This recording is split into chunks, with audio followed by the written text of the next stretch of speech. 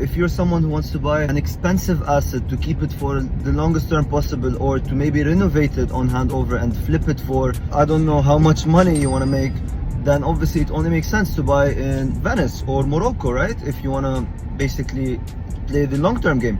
So again, what I'm trying to say is, when you ask a broker what cluster is better, there's no better cluster.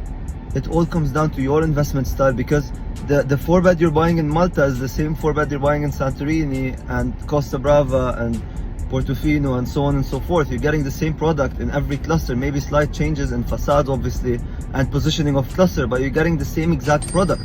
It just depends on, when do I want to start achieving ROI, when do I want to exit the market, when do I want to liquidate, and how fast do I want to liquidate, and at what stage do I want to enter, and at what stage do I want to exit. When you ask yourself those questions, then you get the answers, and then you choose your cluster properly, right? So again, assess your investment style properly, understand what exactly is it that you want to achieve, and then buy accordingly.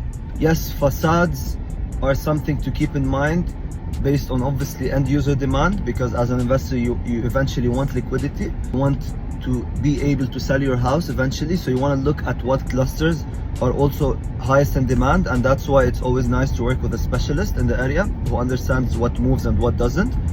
But also handover timings are important, payment plans are important, what exactly is available in the cluster is important, the positioning of the cluster is very important.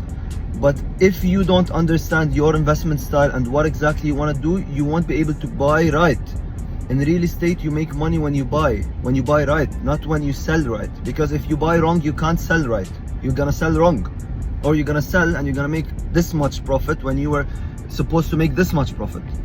That's how I usually assess things. Honestly, it's especially in a market like Damat Lagoons, very saturated, insane supply. We're gonna see lots of townhouses hitting the market between end of 2025, 2026, 2027. Lots of units are coming to market.